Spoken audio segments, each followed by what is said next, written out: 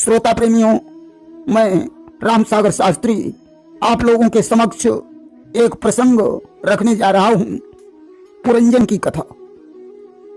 देखिए, एक बार की बात है, पुरंजन नाम का एक राजा हुआ कि एक बार एक राजा भयऊ, ताकर नाम पुरंजन रहेऊ। पुरंजन काम क्रोध लोभ मोह से भरा हुआ था। पुरंजन का मित्र अभिज्ञात बड़ा अच्छा मित्र था। पुरंजन अपने मित्र को बहुत चाहता था कि अति प्रगाढ़ तिनके रमिताई, संग ही सदा रही दिन राई। दोनों में इतना प्रेम था कि रात दिन साथ ही साथ रहते थे। सत्य ही कहा गया है कि होनी को कौन टाल सकता है कि किसकी कहां चली है भाभी के सामने, भाभी भी झुक गई है भाभी के सामने। एक दिन की बात है, पुरंजन ने अपने मित्र विज्ञात को छोड़ दिया और भ्रमण करने के लिए दक्षिण दिशा की यात्रा प्रारंभ कर दी। चलते चलते पुरंजन को एक अत्यंत सुंदर किला दिखाई पड़ा जिसमें 9 दरवाजे थे। किला देखकर पुरंजन रुक गया, विचार करने लगा, कितना सुंदर किला है, ऐसा किला तो सिर्फ मेरे पास होना चाहिए। किले के लोभ से पुरंजन एक दरवाजे से प्रवेश करके अंदर पहुंचा, जहां उसने देखा एक अत्यंत सुंदर स्त्री बैठी हुई है। आज उस स्त्री के रूप को देखकर पुरंजन मोहित हो गया। उसने पूछा, सुंदरी तुम कौन हो, तुम्हारे माता पिता का क्या नाम है, यह किला किसका है जिसमें तुम ठहरी हुई हो। सुंदरी ने कहा, मैं इतने सारे प्रश्नों का उत्तर नहीं दे सकती हूँ, मुझे अपने माता पिता का नाम भी नहीं मालूम है। मैं तो सिर्फ इतना जानती हूँ कि मेरा विवाह अभी नहीं हुआ है, कि माँ तो पिता की सुधि मोहि नाही, और शादी ब्याह भयो कछु नाही। यह मकान किसका है मैं नहीं जानती हूँ। हाँ, मेरी रक्षा करने के लिए 5 फन वाला सर्प दरवाजे पर पहरा देता है। पुरंजन ने कहा, सुंदरी मेरी तो ऐसी इच्छा है, तुम मेरे साथ विवाह कर लो। कि उर इच्छास करऊ विवाहु, अपूर्वहु सुंदरी मोर उछाहु। पुरंजन बोला, सुंदरी मैं भी एक राजकुमार हूं। स्त्री ने कहा, राजन मैंने एक प्रतिज्ञा की है, जो इस मकान में रहना स्वीकार करेगा उसी के साथ मैं अपना विवाह कर लूंगी। पुरंजन ने कहा, इसमें कौन सी बड़ी बात है, मैं अपना महल छोड़कर इसी महल में रहने लगूंगा। आज तो आज दोनों का गंधर्व विवाह हो गया। पुरंजन उसी किले में रहने लगा। पुरंजन अपनी पत्नी को बहुत चाहता था, बिना पूछे कोई काम नहीं करता था। धीरे धीरे बाल बच्चे वाला हो गया। एक दिन की बात है कि एक रोज आखेट का साज सभी सामान, वीर पुरंजन ने किया बन की ओर पयान। पुरंजन ने अपनी पत्नी से नहीं पूछा और शिकार खेलने चला गया। अब तो पत्नी गुस्से में होकर कोप भवन में जाकर लेट गई। पुरंजन उसे मनाने के लिए गया कि जाए समीप कही मृदुबानी, और कहा प्रिया के ही काज रिसानी। पुरंजन ने कहा, प्रिय आज तुम गुस्से में क्यों हो गई। उसने कहा, तुमने मुझे बताया नहीं और शिकार खेलने चले गए। पुरंजन ने कहा, देवी क्षमा करो, आज के बाद ऐसी गलती नहीं होगी। धीरे धीरे वृद्धावस्था आ गई, परंतु पुरंजन विषयानंद में ही लिप्त रहा। एक बार की बात है, बल की पुत्री मृत्यु अपने लिए वर ढूंढ रही थी। अब मृत्यु के साथ कौन विवाह करे, सभी ने विवाह करने से इनकार कर दिया। तब तक देवर्षि नारद हाथ में वीणा लिए हुए नारायण नारायण करते हुए उसके पास आ गए। मृत्यु ने देवर्षि नारद से कहा, मुझसे कोई विवाह ही नहीं कर रहा है, ऐसा करो देवर्षि, तुम मेरे साथ विवाह कर लो। नारद ने कहा, नारायण नारायण, क्षमा करो देवी, मैं कैसे विवाह कर सकता हूं, मुझे तो विरक्त रहना ही अच्छा लगता है।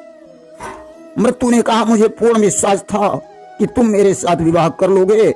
अब मैं तुम्हें श्राप देती हूं कि तुम 2.5 घड़ी से अधिक एक जगह पर नहीं रुक पाओगे। यदि रुकोगे तो तुम्हारे मस्तक में पीड़ा होने लगेगी। नारद ने उसका श्राप सिरोधार्य कर लिया और कहा, देवी, प्रज्वार नामक एक गंधर्व है जिसके कोई बहन नहीं है, तुम प्रज्वार की बहन बन जाओ।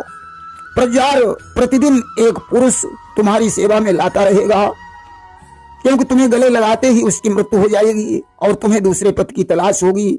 बात समझ में आ गई। देवर्षि नारद तो वहां से चले गए। मृत्यु प्रज्वार नामक गंधर्व के पास गई। गंधर्व ने उसे अपनी बहन स्वीकार कर लिया और जरा नामक दासी को बुलाया और बोला, अब तुम मेरी बहन मृत्यु के लिए एक सुंदर पुरुष तलाश करो। जरा पुरंजन के पास पहुंची। कुछ दिनों तक पुरंजन और जरा का प्रेम प्रसंग चला। वापस लौटकर जरा ने कहा, इसके विवाह के योग्य व्यक्ति राजा पुरंजन है। जरा ने उस किले का पता बता दिया जहां पुरंजन रहता था। आज प्रज्वार ने 360 गंधर्वों को साथ में लिया, पुरंजन से लड़ने के लिए चल पड़ा। किले को चारों तरफ से घेर लिया, परंतु पुरंजन बाहर नहीं निकला। 5 फन वाला सर्प युद्ध करता रहा। आज वह सर्प भी युद्ध करके थक गया और एक वृक्ष पर चढ़ गया। गंधर्वों ने किले में आग लगा दी। पुरंजन परिवार समेत उसमें जलकर भस्म हो गया। कहा गया है, अंत काले या मति सा गति। अंत काल में जैसी मति होती है वैसी ही उसकी गति होती है। अस्तु पुरंजन मरकर दूसरे जन्म में राजा विदर्भ की पुत्री बना, क्योंकि मरते समय पुरंजन का ध्यान अपनी पत्नी पुरंजनी में लगा रहा, इसलिए स्त्री के रूप में इसका जन्म हुआ। राजा विदर्भ ने देखा पुत्री विवाह के योग्य हो गई है, तो पांचाल देश के राजा मलयध्वज के साथ उसका विवाह कर दिया। अनेक पुत्र पुत्रियों का जन्म हुआ। बहुत दिनों के बाद राजा मलयध्वज ने अपने बड़े पुत्र को राज सिंहासन पर बैठा दिया और पत्नी सहित तपस्या करने के लिए चले गए। वहीं योगाभ्यास करके राजा मलयध्वज ने अपने शरीर को छोड़ दिया। रानी बड़ी दुखी हुई। उसने पति के सबके साथ सती होने का विचार किया, परंतु मोह के कारण चिता में आग नहीं लग सकी। आज विलाप कर रही थी, तब तक अभिज्ञात आ गया। उसने उस रानी को पहचान लिया कि यह मेरा मित्र पुरंजन है। स्त्री के मोह में पड़कर इसे स्त्री योनि प्राप्त हुई है। अभिज्ञात ने पुरंजन से कहा, मित्र मुझे पहचानो, मैं अभिज्ञात हूं। तुमने स्त्री प्रेम बस स्त्री योनि प्राप्त की है, मोह को छोड़ो। आज उस रानी का शोक दूर किया। अभिज्ञात ने कहा, अब तुम जाकर तपस्या करो, तुम्हें फिर से मनुष्य शरीर प्राप्त हो जाएगा। नारी रूप पुरंजन ने जाकर तपस्या की और फिर से मनुष्य बन गया।